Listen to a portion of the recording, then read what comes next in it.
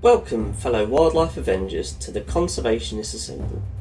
My name is Jonny Bloxham, but here I am known as my alter ego, Captain Conservation, your friendly neighbourhood animal advocate. I am a former zookeeper with a passion for conservation education and the global efforts for threatened species and habitats around the world. I am inviting you to join me as we take the fight to our planet's biggest villain and my arch nemesis, extinction. Whether you're new to animal advocacy or a veteran in wildlife preservation, this is the podcast for you.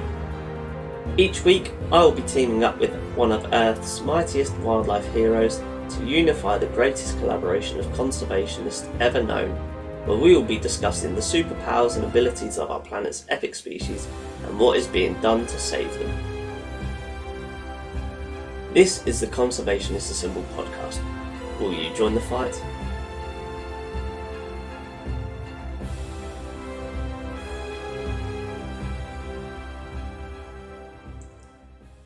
Hello everyone, and thank you for tuning in to another episode of the Conservationists Assemble podcast. How have you all been? I hope you've all had a wonderful week. I want to hear all about what experiences with nature or thoughts you've had about wildlife. The dark nights are settling in earlier here in the UK. Perhaps you're being greeted by more foxes in your gardens, seeing more muntjac at the side of the road, or a flash of white as a barn owl flies past you during your drive through a rural lane. Maybe you visited a zoo this week or heard some wildlife news that sparked an emotion and got you thinking. If this is you and you want to share, you can email, message on Instagram, or join the conversation on the podcast Discord, all of which I've linked in the show notes. Now the days might be getting shorter and the temperatures might be dropping here in the UK, but this episode's focal species is no stranger to cold temperatures and would probably think of the UK climate this time of year as a tropical vacation. So without further ado, this week's episode is all about the Musk Ox, and I'll be joined a little bit later on by Dr. Christina Hvilsom, geneticist at Copenhagen Zoo, to discuss the work surrounding this species and what it is going to take to defeat extinction. So journey with me to the northern edge of the world as we take a look into the world of the Musk Ox. And before we get into it, I have to say that this is one of my all-time favourite species. I always used to say as a zookeeper, if I was to have my dream section of animals that I cared for, it would be your North American Eurasian species, with the exception of okapi because they are my all-time favourite hoofstock. I have had the pleasure of working with them and they are great. Anything big and brown really. Give me brown bears, moose, musk ox, black bears, tarkin, polar bears, not brown, wolverine, not big, lynx and mountain lions, and I'll be a happy man. On a side note, shout out to Paradisa in Belgium, because I got to see the majority of these species, plus the addition of walrus, in just one area of their zoo. I was like a kid in a candy store. Anyway, back to Musk Ox, a living relic of a bygone era. Like with so many species for so many people, the only way we have large-scale access to the Musk Ox is through our televisions, and perhaps if you are fortunate enough to live near a zoo that houses them, or are willing to travel. But through my research and according to the IUCN Red List, there are less than 30 zoos in 13 countries that house around 105 musk ox, be that the Barren Ground or the Canadian musk ox, or the Greenland musk ox, which is the subspecies I saw at Paradisa. I think the appeal, for me, of musk ox when I see them on TV is that they're this seemingly perfect mixture of admirable grace and pure respectable power. And I suppose this is part of the magic of wildlife videography, right? Let me set the scene. A wide-angle shot of the Arctic tundra, shot from a helicopter or a drone as the midday Arctic winter sun puts a glow on the barren environment for a few hours a day where few can survive. Transition to a close-up shot of an eye of a musk ox, because as humans, that's automatically where we look. Be that on other humans or other species. We look to the eyes for comfort or to gain information about what that conspecific might be trying to tell us. Slow motion as the harsh Arctic wind blows right through the thick woolen coat of a herd of musk ox, enduring through harsh snow looking for grazing beneath. shots of warm breath from a musk oxen's nose instantly condensating as it hits the freezing air, sizable formations of snow and ice clinging to their shaggy fur during a snowstorm. Mix all of this with some classical music and the soothing tones of Sir David Attenborough, and for me, that is the grace of a musk ox, enduring this harsh environment, displaying exactly what they are all about and owning it. Now picture this, a change in seasons, Arctic summer, the snow has gone and the frost has thawed, the musk ox of winter is now very different. Losing or lost their thick winter coats completely, the presence of spring calves and grazing aplenty. That classical music still present in the background, although perhaps starting to intensify until silence. And then in true Sir David Attenborough form, with just 3 words, a rival male. Part of me toyed with doing a Sir David impression, but I wasn't quite feeling it in the moment. The intense music continues, we know what is coming next, and we're on the edge of our seats. It's rutting season now, and we're about to witness this seemingly otherworldly power that we as humans can't even think to comprehend without the use of technology and machines, and I am here for it. We're talking an animal that can weigh up to just shy of half a ton, that can reach speeds nearing 40 miles an hour, running head on towards another male, perhaps bigger, perhaps smaller, but without a doubt formidable, with nothing but the built-in headgear that they're sporting.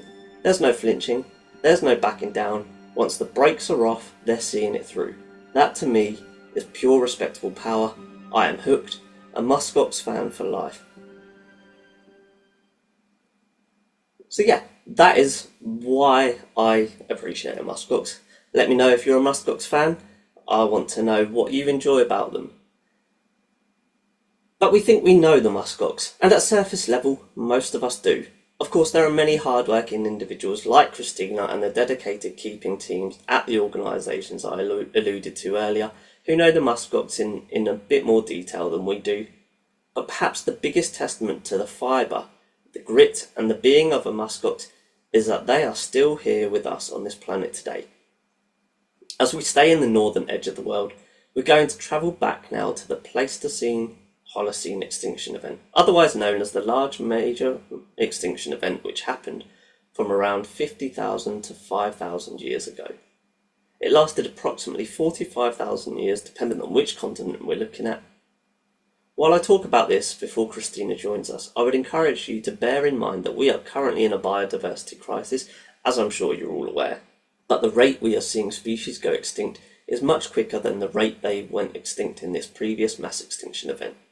So we've all seen the Ice Age films, or at least some of them, and we know some of the species that went extinct in this era. We're talking woolly mammoths, saber-toothed tigers, giant sloth, woolly rhinos, cave bears, ancient bison, giant pangolins, cave hyenas, cave lions, giant elk, giant armadillos, western camels, which I previously talked about in episode 29 on the wild camel. The list goes on, every taxonomic group suffered losses.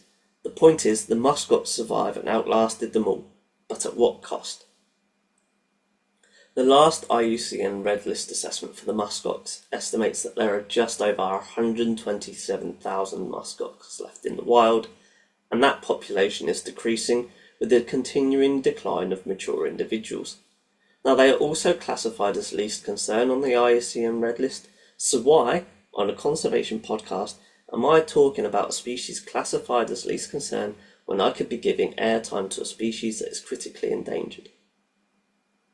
I personally feel that it is equally as important to talk about species currently classified as least concern that are undergoing these gradual reductions in population size to monitor the species and allow researchers, scientists, conservation heroes the time to develop appropriate conservation actions to prevent them from becoming threatened in the future, while, to quote Douglas Richardson from episode 17, we can afford the losses, in reference to the critically endangered vaquita porpoise, who in his words are minutes to midnight, as there are currently less than 20 left off the coast of the Gulf of California that we know of, and none are housed under human care, and we perhaps tried intervening too late.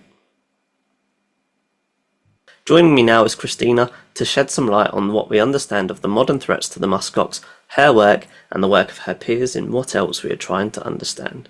Christina, welcome to the Conservationists Assemble podcast. Thank you for joining me today. How are you and how was your weekend? It was a very nice weekend. It's a bit grey and dull here in Copenhagen in Denmark, but it was a very good weekend. So I was able to do a lot of different things. So yeah, all in all, a good weekend. And yours? Good as well? Yeah, really good, thank you. Nice and relaxed, yeah. As we all like to try and do between work. But yeah, a little bit grey as well. But yeah, nice and relaxed. So before we get into the thick of discussing your work and the collective efforts for conservation, could you please, just for myself and for the awesome listeners, let us know a little bit about yourself? So I'm a geneticist and I am based in Copenhagen Zoo in Denmark. And yeah, I've been employed by the Copenhagen Zoo since 2008 it is, where I actually did my PhD together with the zoo. So the first PhD at the zoo. So yeah, and been employed full time since 2012. So it's been some exciting years at the zoo, building kind of the genetic research component of the zoo. So yeah, all in all, a good place to be and exciting as well. Yeah, it certainly sounds exciting. I'm very excited to hear how zoos are contributing to genetic research. And we're going to be talking about lots of different things today. Firstly, we're talking about a species that was able to survive the last mass extinction, and yet for a species so durable, we are starting to see a decline in their numbers that could see them at risk of extinction in the future. So what do we know, if anything, that gave them the ability to endure the events of the Pleistocene-Holocene extinction event that saw other species of the era like the woolly mammoth and the saber-toothed tiger go extinct? So the musk ox is an incredible species. There are many fantastic species out there, no doubt, but the musk ox is particularly intriguing and fascinating. It's an Arctic survivor. And that is also what has kind of enabled it to persist throughout time. So we know that the musk ox as a species originated in Canada, and then it spread across the islands in between Canada and Greenland until it finally arrived in Greenland on the eastern side. And through that kind of long migration route, so to say, which happened over thousands of years, there had been several what we as geneticists call bottlenecks. So there has been periods where the population size of the species went drastically down, so kind of narrowing, and thereby using the term bottleneck, because kind of looking at a big, nice bottle, but then when you go up the bottle, you will kind of increase in size. It's the same that happens with the species when it went through these bottlenecks. And there's been two kind of major bottlenecks for the musk ox species. So one that happened around 1 to 2 million years ago and actually persisted until around 500,000 years ago. That was kind of the first period of bottleneck, so a long period where it had been incredibly small in population size. But then after 500,000 years ago and until around 20 to 30,000 years ago, there was a period where it thrived again, going up in numbers. But then again, a bottleneck, shrinking the population size of the species until around 10 to 5,000 years ago. So that those events have not only drastically reduced the population sizes of the musk ox in terms of kind of rough numbers, but it also increases its diversity in terms of genetics. So when you have these events, you will lose genetic diversity. And genetic diversity underpins species and their ability to adapt and resist future, for instance, climate change. So it's very important that species and their populations have, a good amount of genetic diversity so that they do have the ability to adapt and resist when needed. Although the Musk Ox then survived that extinction event, what impact did it have, or is it still having on the population or the descendants that are still extant today? Yeah, so it does not have, it actually has the lowest recorded genetic diversity of any ungulate, and also very comparable to other species and their populations where they have really low genetic diversity. I will just mention that despite it has, low genetic diversity, it's also extremely good at adapting. And that's also why it has had the kind of more ability to kind of persist during periods where other large species went extinct. It is because it's so good at adapting. So it has kind of adapted to whatever environment, food, etc., that was present during these periods of shifting ecology and climate.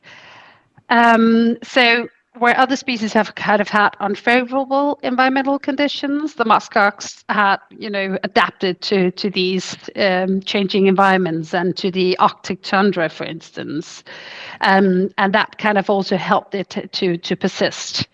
But coming back to the low genetic diversity, so as we look at the musk ox today, we know it has an extremely small genetic diversity kind of base. So the musk ox that persist today are really similar if you look at the kind of the Greenlandic populations. But despite its kind of narrow genetic base, it has, flourished in terms of numbers. And actually, there was a kind of unintentional experiment being done in the 60s where individuals were moved from the east coast of Greenland to the west coast of Greenland. The east coast of Greenland has the lowest recorded effective population size of any of the musk ox populations. So meaning effectively that it has very, the smallest amount of genetic diversity.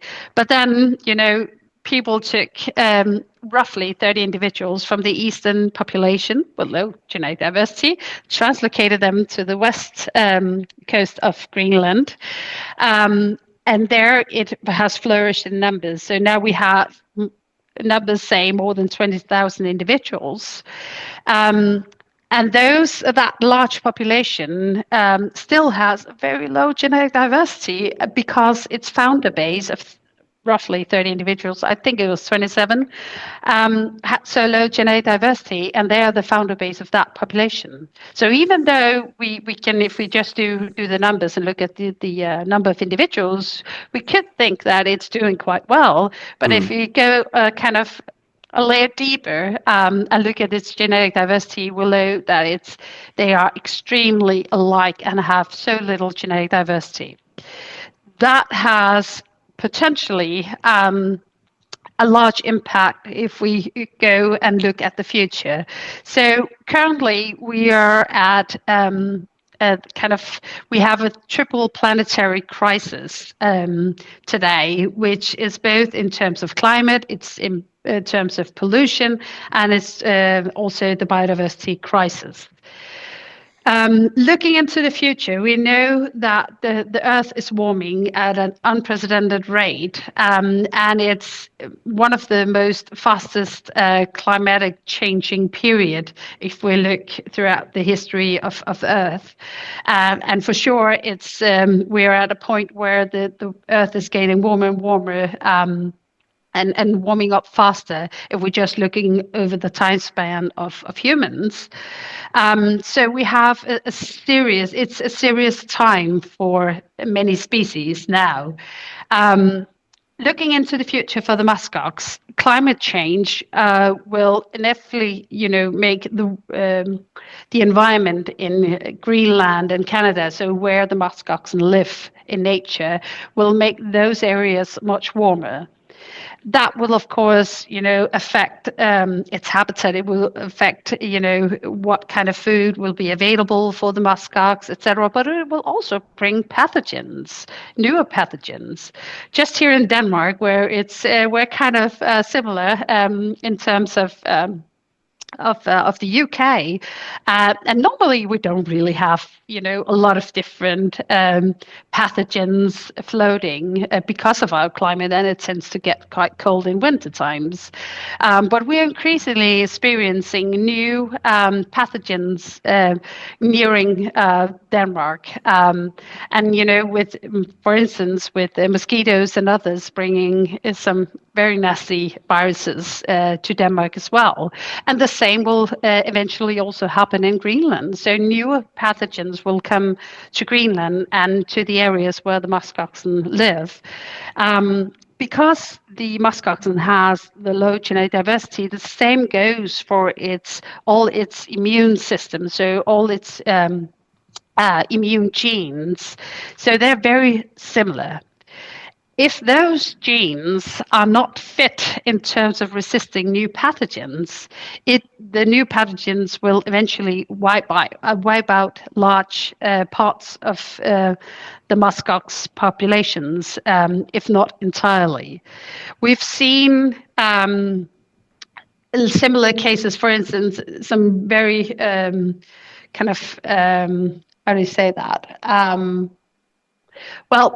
Some of the kind of the largest effects new pathogens have had on populations have, for instance, been the Ebola cases in Africa, where we hear, of course, of Ebola affecting human populations in Africa, but it's also affecting, for instance, the great apes that live in Africa, where Ebola has wiped out, for instance, 95% of populations in Gabon of the gorillas living there.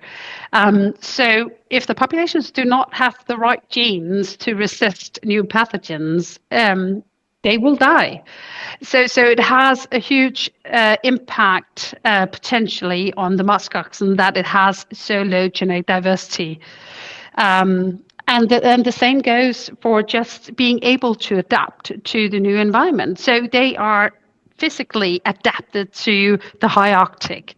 They have, these very charismatic species with, extreme, fur and sweat glands only on the back of their hind legs. That's the only place they have, for instance, sweat glands. So can you just imagine, Greenland becoming warmer and warmer, and these species being physically adapted to living in the high Arctic and also surviving with the current, food available there. That will be a challenge as well. So they need the diversity within their genes to be able to adapt to the future changes. And I suppose then, because we know that they're currently classified as least concern, which I suppose when you're from the outside looking in is a good thing, but maybe the population is decreasing. Is there a model for or a prediction for kind of really the time frame we have to try and make those changes? Yes, so I'm glad you're bringing this up. So the IUCN Red List is a fantastic tool, and if people don't know the IUCN, they probably know the Red List just because it's so widely adopted and used. But the Red List do not take genetic diversity into account. So biodiversity consists of kind of three pillars. You have ecosystem diversity, you have species diversity, which is effectively the Red List, and then you have genetic diversity. But genetic diversity is severely overlooked. And just recently, 2 years ago, it was actually adopted in the Convention of Biological Diversity, which is kind of this big UN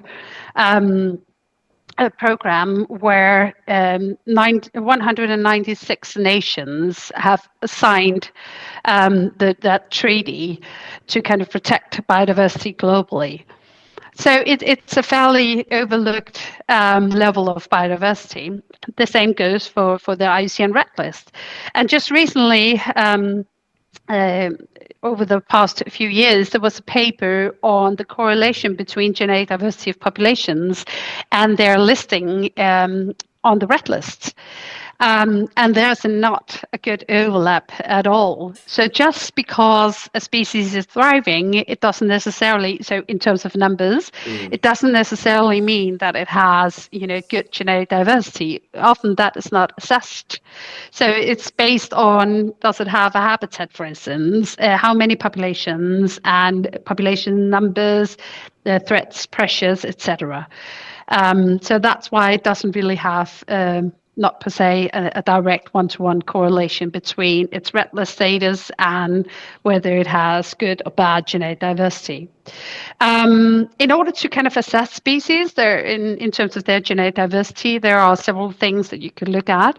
But there has been, for the conventional biological diversity, so the CBD, there has been 2 indicators adapted. One headline indicator, which is effective population size, NE 500, and then there is the complementary indicator, which is number of populations maintained within a species. So we know that kind of the rule of thumb is that if you have an effective population size of 500 or above, it means that you have a decent amount of genetic diversity within this population or species. So that's kind of the rule of thumb that we go with. And now I'm tossing out a term, which is effective population size, which might be not that well known by all. But when we look at populations and species, we normally we do the rough numbers. So how many individuals do we have in a population?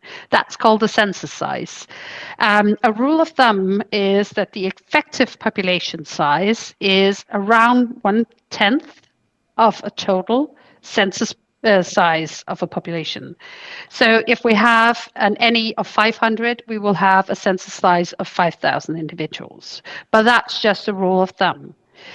The effective population size, you can think of it, and now I'm simplifying things, but not all individuals of a population will contribute to the next generation. So in essence, the population size is all about, what is the contribution to the next generation, both in terms of individuals, but also other aspects as well, which, again, it's a simplified way of explaining things. And so then I suppose that leads nicely into the linking of ex situ and in situ populations in terms of, like I say, contributing to the next generation, but also their role as insurance or even supplementary populations. So what does all of this mean for ex situ populations of musk ox? Because there aren't, like you've mentioned, from a climate standpoint, there aren't many organisations globally that are capable of housing this species from a welfare standpoint. And so, yeah, a Copenhagen Zoo have musk ox. But yeah, so are there with the organisations that house them and the breeding programs that maybe have the potential to exist, what do we know or about all of the ex situ population? Oh, okay. Let's that's a fantastic question. And there are so many nuances. So let me start with saying that the way we have breeding programs for species, which I'm sure you know, is that it's based on demographic and genetic attributes. But what we've had historically is that we've had pedigrees. Those pedigrees and kind of the breeding programs have been built on some assumptions. So, for instance, we don't know or always know necessarily where the founders came from in the wild, and had to make assumptions that whatever founders came into the population, they were unrelated, well knowing that was probably not always the case. And then we have, from the founders till the current population, we have a lot of individuals in between from generation to generation. For some species, we are quite sure that we know who the dam and sire, so the mother and father, were of all the offspring. But then again, we also have species where we have gaps, gaps in terms of who is the sire or who's the dam and how are they related, etc. We all know that that was what we had to do in order to create the breeding programs, but also know that that was something that was, the assumptions that was needed to make it all feasible. With genetics, we have a fantastic way to look into and fill gaps. So, for instance, with genetics, we can trace back the origin of individuals. For some species, we can even go and pinpoint the geographic location of where the animals came from in the wild. We can for sure assess whether they were related and to what degree. And again, that of course impacts, if the founders were related, the level of inbreeding that you potentially have in your population today based on that. And then you can go in and fill gaps in pedigrees, so in terms of who's the sire, who's the dam, etc. So basically assigning paternity or maternity to offspring. And of course, all that knowledge, of course, refines the breeding program that you have, the knowledge that you have of your individuals, the level of inbreeding, the correct level of genetic diversity, etc., so that you can make informed decisions in terms of breeding recommendations, and that in terms of kind of preserving the best genetic diversity of your population. For the musk oxen, so different breeding programs have different conservation roles. Some of these breeding programs that we have, especially on the European Association of Zoos and Aquariums, so EASA, is that they do have a role as insurance populations. But we do also have a lot of other conservation roles for species. For the musk oxen per se, it's not an insurance population. So the musk oxen has in EASA originally had influx from both the Canadian side and from the Greenlandic side. So these are two very different populations if you look at them genetically, and they're considered two different subspecies. And there has been mixing of the two subspecies in captivity as well. The population of musk oxen within EASA is not that big, and with the level of mixing between subspecies, etc., it's not, as it is now, completely representing the wild populations. But again, right, you never know what will happen in the future, and even though the captive population does not genetically look like its wild counterpart, there might be a need for supplementing in the future, even though we've kind of mixed subspecies in captivity. So, yeah. So, but again, on the other hand, we do have species where we have, kept the subspecies separate in our EASA ex situ programs. And for those, for some of them, there is a clear insurance role for them. Yeah, so I suppose it is really important that I'm glad you've mentioned that there are two different subspecies, despite maybe thinking that musk ox, historically originated in Canada and migrated over to the kind of European continental Europe, that they are now over time distinct and separate subspecies.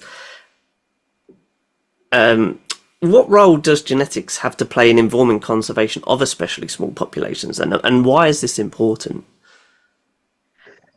Well, it's so coming from kind of the ex situ world. What we have and what we excel is managing small populations. We are aware that some of our populations do not represent the wild individuals or the wild counterparts, But then again, we have the kind of the full spectrum, because we also have populations in ex situ that has far more genetic diversity than their wild counterparts, and even genetic diversity that has been lost in the wild population. One example of that could be, for instance, the cotton-top tamarin, which is a species native to Colombia. So there was some large mass exploitation of the species for biomedical research in colon cancer during the 60s and 70s, where tens of thousands of individuals were exported out from Colombia. And once there was this ban on using the species for biomedical research, then the research facilities had to kind of relocate all the individuals that they had left. And a lot of them went to either the European program, so under EASA, or the North American under the American Association of Zoos and Aquariums. So after that, and also till present, the wild population has continued to go down in numbers. And recent numbers estimate that there are around 2,000 to 3,000 individuals left in the wild. There are a lot of individuals, residing under the two kind of regional zoo associations in North America and Europe. And looking at their genetic makeup, so to say, has revealed that there are genetic diversity in those populations that is no longer present in the wild population. And also that genetic diversity in the ex situ populations, that is quite high compared to the wild populations. So their role as in the future to kind of supplement the wild population could become a reality. Another species is, for instance, the white rhino, where we know that if we just look at the European population, we have around twice as much genetic diversity in that population than what's left in the wild population in Africa. So we have kind of the full spectrum from, ex situ populations that have much more and unique genetic diversity compared to their wild counterparts, to the other end of the scale, where we do know that we have populations that have a very narrow founder base, and also very low genetic diversity, and potentially we have populations that are a mix of different subspecies as well. But a lot of this we also know because of genetics. So once we begin to look at these populations in terms of kind of DNA-based methodologies, it has the potential to kind of unlock a lot of different things regarding these populations. So it's an important tool to kind of inform future conservation roles, and also in terms of breeding and managing these populations.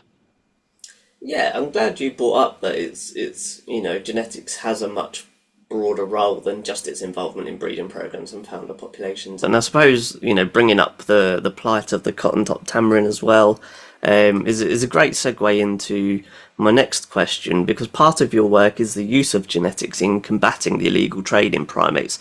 So could you please tell us a bit more about that role? Yeah, happy to. So we've been using genetics for a lot of different things. And one of them is also to help combat the illegal trade, and with a special focus on primates. But again, this is something that can be done for other species as well. It's not restricted to primates. For instance, there's a lot of illegal trade sadly going on in songbirds in Asia, for tigers, for other species as well, where genetics can be used as well to help combat that. So going back to the primates, so it started out with using genetics to kind of trace the origin of confiscated chimpanzees that were kind of the victims of illegal trade, either confiscated in airports or ending up in sanctuaries across Africa, to kind of pinpoint where were they actually taken from in the wild. That could only be done because we've already created a map of chimpanzees throughout its distribution range in Africa. So from Guinea in the east to Uganda completely different. From Guinea in the west to Uganda in the east. So we've already kind of genetically mapped the distribution range of the chimpanzee. So basically knowing what the genetic profiles were of chimpanzees across its distribution range in Africa. With that kind of genetic map, we actually took it and laid it on top of a geographical map. And actually, there was a nice correlation between geography and genetics. And with this information in hand, we could go and take a hair sample from a chimpanzee that was confiscated, for instance, in an airport, and say, this individual has been confiscated in Gabon, for instance. So it's a fantastic tool to say where this individual came from in the wild, hand over that information to the authorities saying, this individual is actually from Gabon. So having the government of Gabon go into this case to bring back that animal to a sanctuary in Gabon, and then work on hopefully releasing that individual back into the wild. Of course, not to the exact same hotspot where it was taken from, but to nearby areas as well. And it's also a fantastic tool to kind of pinpoint the hotspots of the illegal trade. So if there's any indications that some of the areas that more individuals have been kind of taken from there, it kind of indicates that there's a hotspot for the illegal trade. And also it's a way to kind of depict the different trading routes that is being used to bring individuals from nature to certain areas of the world as well. So basically the same methodology is something that we're currently building for cotton tops in Colombia as well, but together with Colombian researchers, because it's a tool that they should be able to use in the future for the species that are native to their country. Yeah, it certainly sounds like a very proactive and kind of promising partnership to allow for the prevention and hopefully of quite a big reason why we see a lot of threatened species. So Christina, it's now time to learn more about the individual behind the knowledge and passion. Please, can you give us an insight into your professional background, your journey to your current position, including your academic journey? Oh, yeah, I don't think it's that traditional, actually. It was more being at the right place at the right time, I think. So I've always had a keen interest in animals and genetics throughout my university period. And actually, I had already accepted a master thesis in lung cancer, which I at that time also found extremely fascinating. But there was kind of a little thing within me that could not really forget about the animals and genetics, and perhaps we could use genetics to inform conservation of species. So after I actually agreed to start the master thesis in lung cancer, I reached out to the zoo. I didn't have a contact at that time, but was directed to a zoologist at that time, Frans Carlsen, who was based at Copenhagen Zoo. He was also the coordinator of the chimpanzee program, so the chimpanzee EP. And I was invited in for a chat, and he said, well, it's funny that you mention it, because I've actually been thinking about, using genetics to help fill gaps in the pedigree of chimpanzee EP. And, there's also this issue of, we don't really know the taxonomy of the species. People can't agree on how many species or how many subspecies we have in nature. So it would be fantastic to kind of get that settled and then also fill the gaps in the breeding program of chimpanzees, and who knows, perhaps we can, have breeding programs for all the recognized subspecies once we know how many there are. And I found that extremely fascinating. So I turned the other master thesis down and started to work together with friends and did my master thesis, which then evolved into a PhD, which was actually the first PhD at Copenhagen Zoo. And then during my time at the zoo, together with the kind of research veterinarian at that time, who's now the zoological director, Mats Bertelsen, we applied for some funding to create a lab, and then also a lab that could do genetics. And then I was employed at the zoo actually before I ended my PhD at the zoo. So that was kind of my role into that. World. And so then, bringing it back to the Musk Ox, what was your first experiences with the species, or when did you kind of know that you was going to get involved with some of the Musk Ox work relating to their genetics? So genetics is wonderful. So it's the same for letters, but the codes of species are different. So once you kind of know how to interpret the code and know the alphabet of genetics, you can apply it to all different species. So the Musk Ox, a lot of what I do come from a need, either within the ex situ community or the in situ community. So for the musk oxen, for instance, Copenhagen Zoo also previously held the breeding program for the musk ox. And the coordinator at that time had kind of some of the same questions and all unresolved issues as the coordinator for the breeding program for chimpanzees. So how many species, subspecies are there? Should we manage the current populations in ex situ in Europe? Should we manage it as just one population, or should we try and keep the subspecies different? Keep the subspecies apart and breed them separately. So some of these questions came up in the discussion with the breeding coordinator at that time for Musk Ox. So that kind of kickstarted my interest in the Musk Ox. And then we've done a few papers over the years on musk oxen, both in terms of its more present populations and how they look in terms of genetic diversity and their demographic history, but also contrasting with kind of more ancient samples to go kind of further back in history to kind of understand the species from a more ancient historical perspective and until present day. Fantastic. Yeah, so I like that then you don't know what's coming because you've got that basic knowledge and kind of that foundation. It must be quite exciting to see what could pop up in your inbox, or what people might approach you with, and so your role must be quite exciting. And in your role as a geneticist, you have contributed to research on a range of species from musk ox to chimpanzees.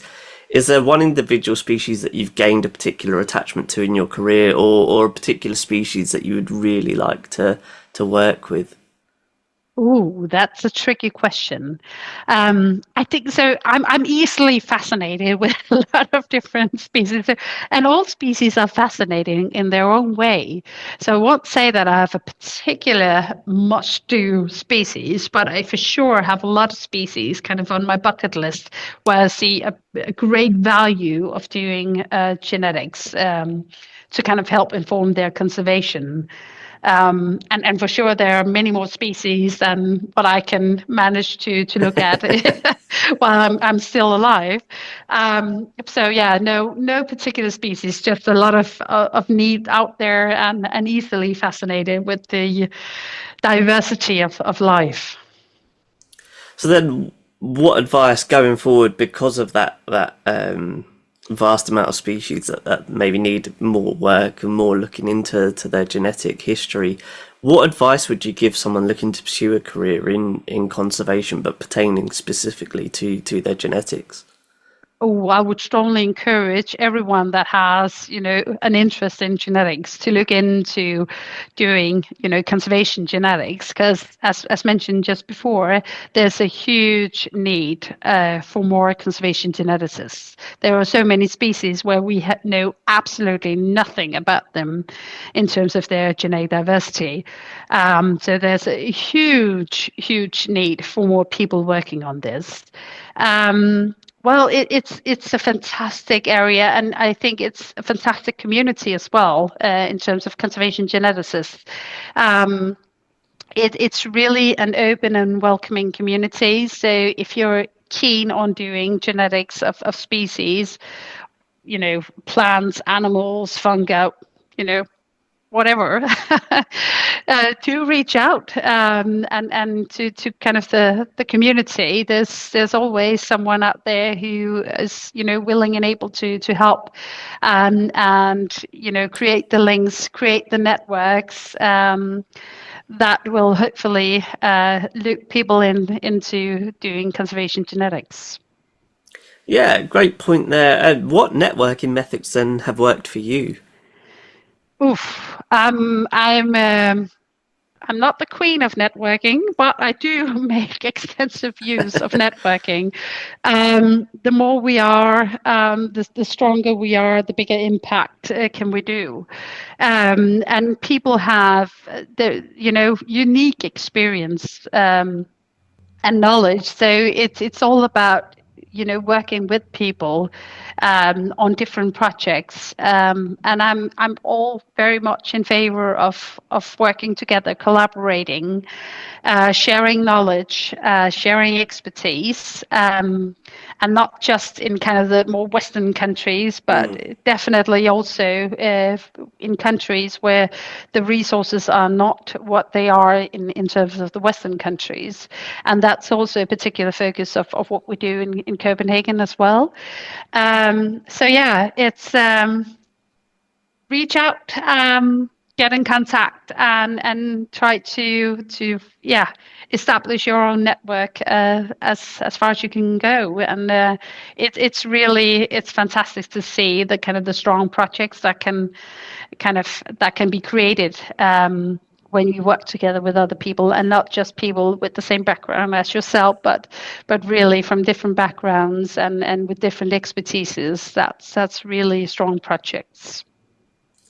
Fantastic. So, professionally, then, what are some of your proudest achievements to date? Well, I think from when I look back and until now, there's really been a shift in kind of the uptake and use of genetics to inform conservation, and especially ex situ. So I think that is what I'm not most proud of. This is not something that I, by all means, have achieved by myself. This is a lot of different people that have worked on this. But I think having been able to contribute to that is what I feel most proud about, definitely. Yeah, I suppose then it makes you feel part of that bigger mechanism and again further Exactly. motivates you to continue what you're Exactly. doing. It's the sum of many, but it's really what I'm most proud of, because I see a huge value in genetics, because I think it makes much more informed conservation decisions. So it's definitely what I would kind of label as the biggest achievement. Yeah, yeah, I think a lot of people listening would certainly see the benefit, and hopefully will see the benefit after this if they don't already. So I guess my last question for you, Christina, is how can listeners follow your work and the work of the lab at Copenhagen Zoo? So I am terrible at using social media, But fortunately, I have other good colleagues at my institution that's much better than I am. But yeah, so LinkedIn, we're also on X. We're on different social media as the zoo, and a lot of what we do is posted in different social media. But other than that, I'm also findable on ResearchGate and other various places as well. And then we have a brand new website also at the zoo, which is being launched. So hopefully more information will go up there in terms of what we do. And if people have a specific keen interest in what I do, they are more than welcome to write me. I'm always happy to chat. Amazing. Well, I'll be sure to provide some important links such as your ResearchGate profile in the show description. On that note, Christina, do you have any last messages for our fantastic listeners?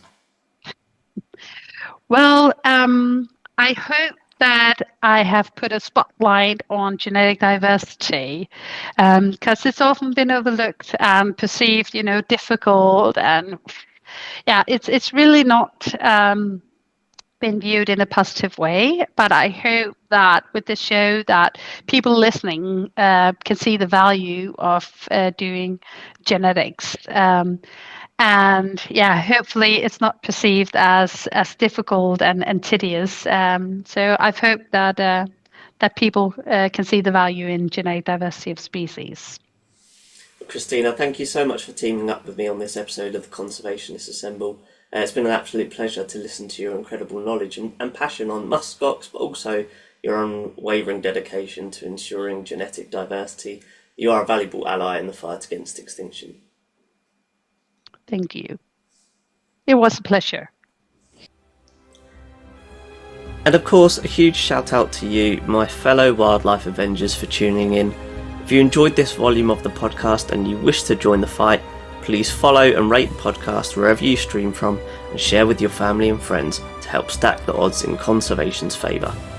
And don't forget, you can join the fight by joining the conversation.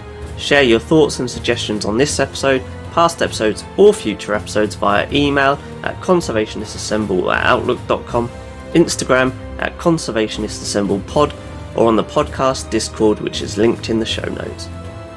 And if you have happened to snap pictures or videos of wildlife in your garden, at a zoo or aquarium, or in far off lands this week, these are also the places to share them, with a chance to be featured on the podcast Instagram page.